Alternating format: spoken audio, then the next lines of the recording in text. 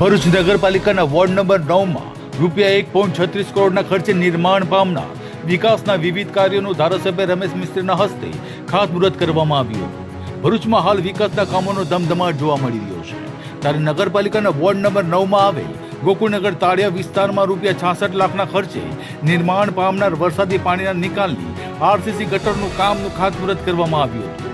આ ઉપરાંત ward number 9 માં વિકાસના અન્ય રૂપિયા 1.36 કરોડના કાર્યોનું પણ ખાતમુહૂર્ત કરાયું હતું।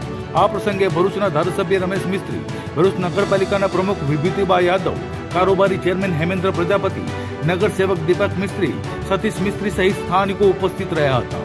ગોકુળનગર તાળિયા વિસ્તારમાં વર્ષોથી વરસાદી પાણીના નિકાલની સમસ્યા હતી, જેના કારણે સ્થાનિકો પારાવાર મુશ્કેલીનો સામનો કરી રહ્યા હતા। ત્યારે નગર સેવા સદન દ્વારા હવે વરસાદી પાણીના નિકાલની ગટર બનાવવામાં આવશે, ત્યારે જેનાથી સ્થાનિકોને હવે રાહત મળશે। આજે ભરૂચ શહેરના વોર્ડ નંબર 9 માં ગોકુળનગર તાળિયા વિસ્તારમાં 66 લાખ રૂપિયાના ખર્ચે આરસીસી ગટર વરસાદી પાણીના નિકાલ માટે એનું ખાતમુહૂર્ત કરવામાં આવ્યું છે।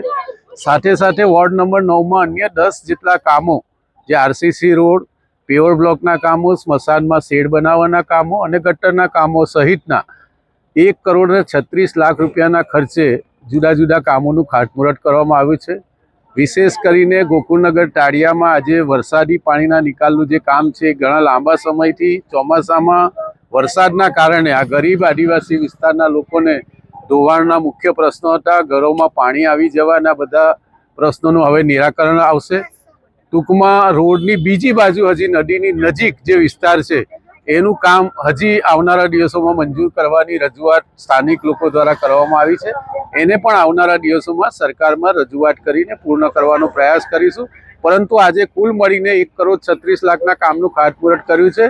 મોટી સંખ્યામાં સ્થાનિક આગેવાનો, અમારા વોર્ડ નંબર 9ના ચારેય નગરપાલિકાના ચૂંટાયેલા સભ્યો, નગરપાલિકાના પ્રમુખ, કારોબારી અધ્યક્ષ અને અમારા નગરપાલિકાના જુદી જુદી કમિટીના ચેરમેન સહિત આગેવાનોની ઉપસ્થિતિમાં આ ખાતમુહૂર્તનો કાર્યક્રમ સંપન્ન થયો છે।